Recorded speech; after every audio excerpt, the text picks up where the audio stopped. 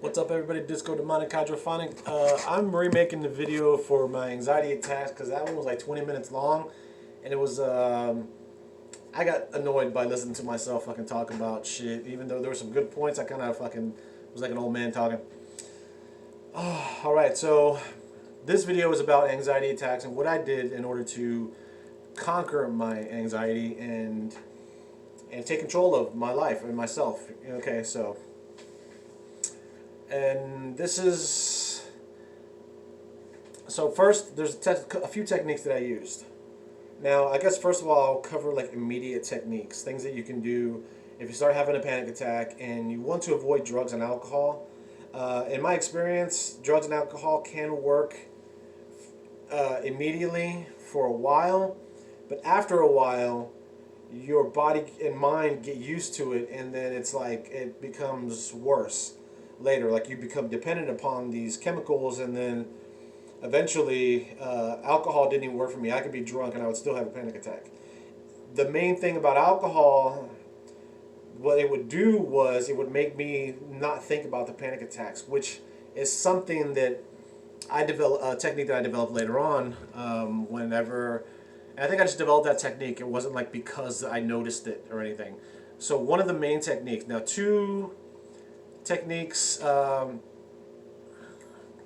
exercise and meditation. Now, when you do exercise, you're going to breathe kind of heavy, so it's going to take a little while to get into that if you're having very bad panic attacks like I was whenever I started having my panic attacks. Also with meditation, like if it's hard to meditate if you're constantly thinking about this shit. So, but these are things that are going to like bulletproof you later. Whenever you start having a panic attack, or if you were to have a panic attack, they're easier to control if you have exercise, because if you start breathing a little heavier, you're used to breathing heavier because of exercise, so it doesn't like scare you as easily, so you can kind of get past that heavy breathing aspect. Because for me, whenever I've had panic attacks, I'll start breathing kind of heavy and my mind starts thinking, oh shit, I'm having a fucking panic attack, and my mind just goes all over the fucking place. And so exercise was one of the things that was able to help me, because I could, and jogging was a big technique that I used, as well as rock climbing. But rock climbing and goes hand in hand with thinking about something else. Now I'm going to talk about thinking about something else because basically that's the main point that I'm going to make. As far as when you're having anxiety, you want to think about something else. Don't focus on the panic attacks. Don't think about, why am I having these? Why is this going on? Whatever, because you're focusing on the panic attack and you're actually making yourself have a worse panic attack because of that shit. So you want to think about something completely different. This might be easy for, like, you think it's easy for you to say, blah, blah, blah. I understand where you're coming from. So there's a couple of techniques that I had that I would carry, things that I would carry around with me in order to help me not think about those things. Okay.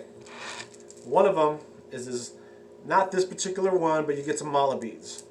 And with mala beads, you can actually do mantras with the mala beads to help you think about something else. You can use mantras, like old Sanskrit mantras. I would kind of, that you could do that. I wouldn't say that you would bank on that 100%, because if you start doing these mantras, and we tend to think that like if it's older, it's more powerful or whatever, right? In some aspects it can be. However, in this sense, if you think it's old and powerful, that it'll work, and then let's say if you start doing the mantras like Om or Om Mani Padme Hum, and it doesn't work, then you're like, this shit is, like, my panic attacks are stronger than this or whatever, and you can make yourself like believe that, you know, it can make things worse, right? So you can come up with your own mantras. Om Mani Padme Hum was a good one for me. Anything that you have to kind of practice a lot, so you're concentrating on saying the mantra, like you're over and over again, like, you know, Om Mani Padme Hum, and like, so you have to concentrate because you don't remember, like you don't have it memorized exactly quite yet. So you have to, like, while you're memorizing it, it seems to be easier to avoid the thinking about the anxiety attacks. So I would even recommend just finding mantras that you have to learn and while you're learning them, use them as those techniques. So while you're that's taking your mind away from the anxiety attack, so you're thinking about something else completely, right? And that's something that it is a good technique, and you can do that 108 times. You know, I'm sure that if you have mala beads, you know how to use mala. If you don't, this is how you use mala beads. Okay, so what you do is you hold it between this middle finger and the thumb, and then here, and then like this finger, it kind of sits like this, right? So then you have your thumb right here. Let's see if I can get that in there. Right here, so then you'll just say, Om Mani Padme Hum, Om Mani Padme Hum, Om Mani Padme Hum, Om Mani Padme Hum. You know what I'm saying? And then like, so you're kind of doing breathing exercises at the same time. Straight up breathing exercises, I would avoid them. For me, whenever I first started having panic attacks, a lot of, and I'm going to say panic attacks and anxiety attacks as like the same thing, because to me they were exactly the same thing.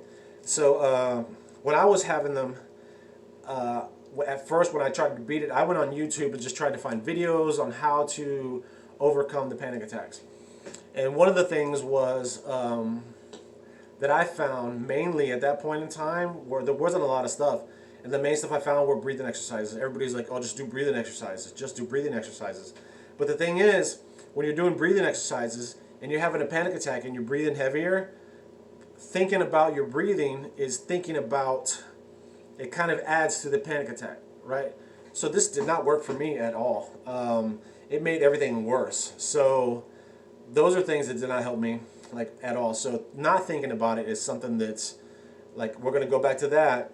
So breathing exercises don't make you not think about the panic attacks. They make you focus more on the panic attacks because you're breathing. Funny, right? Another thing I used were these right here. I would carry these around with me. And I'm saying did, because I don't do this stuff anymore. I don't carry this shit around with me. Because I've come to a point where my mental fortitude is a lot better than what it used to be. And I'm actually pretty straight. One thing you can use also is CBD oil. I do carry CBD oil with me in case. I used to carry medication with me. I don't carry my medication anymore. Actually, I don't even take meds for my anxiety anymore. I was on a generic form of Prozac. I was on a medicine called Buspar. I don't even know if I can mention these without... Anyways, I was on a few different medications, and all of them had side effects that made everything for me worse. Like, one of them put me into micro seizures, and I won't mention the names of whatever they did or whatever. But one of them made me just numb. Like, had no emotions whatsoever, and it didn't really... it was not pleasurable in a pleasurable kind of way. You know what I'm saying? It sounds like, oh, cool, no emotions, that's awesome. It's not awesome. Let me see, another one just made me nauseous all the time. One made me hungry all the time. And they all had these side effects that was honestly not, I wouldn't say worse than the panic attack, but it wasn't like, it didn't do any better. You know, I didn't want to take them, and it makes you kind of depressed. So it's like you trade depression for anxiety, basically is what's happening.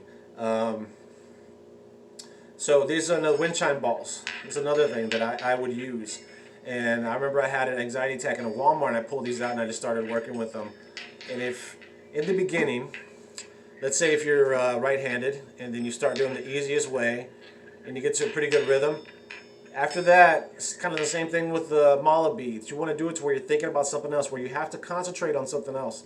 So you would take it and actually do it the other way, right? And so you and after you're like, that's going to be your next phase of doing it, right?